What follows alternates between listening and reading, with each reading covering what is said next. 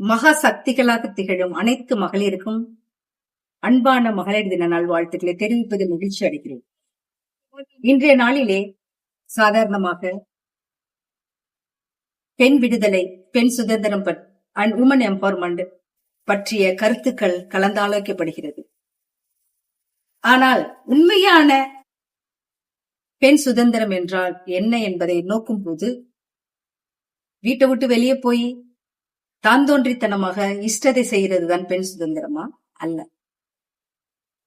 நமக்கும் இந்த சமூகத்திற்கும் நல்ல விதமாக என்ன செயல்கள் செய்தாலும் ஒரு தைரியத்தோட செய்வதுதான் பெண் சுதந்திரம் என நான் கருதுகிறேன். இது மாதிரியாக சுய மரியாதையோடு சுய கௌரவத்தோடு எதை செய்தாலும் அந்த வித பெண்கள் போற்றத்தகப்பட்டவர்கள்.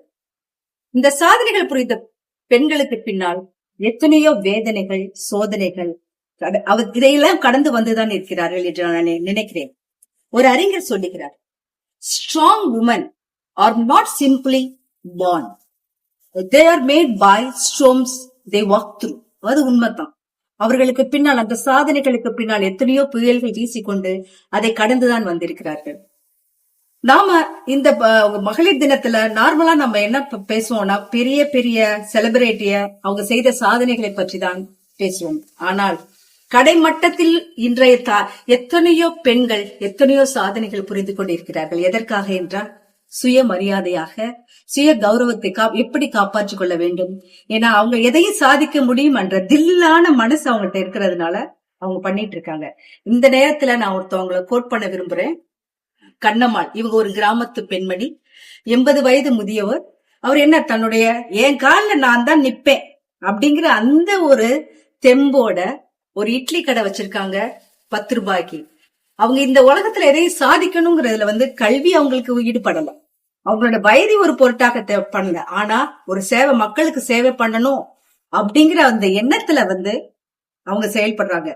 அதனால அவங்களுடைய சுய மரியாதை எவ்வளவு தூரம் அப்படிங்கறத நான் அந்த கண்ணம்மாள்கிட்ட இருந்து நான் கத்துக்கிறேன். அது போல மாலைப்பம்பை காளியம்மான்னு ஒரு அம்மா, இவங்க ரொம்ப ஹில் ஸ்டேஷன்ல இருக்காங்க. அவங்களும் ஒரு வில்லேஜ் லேடி தான்.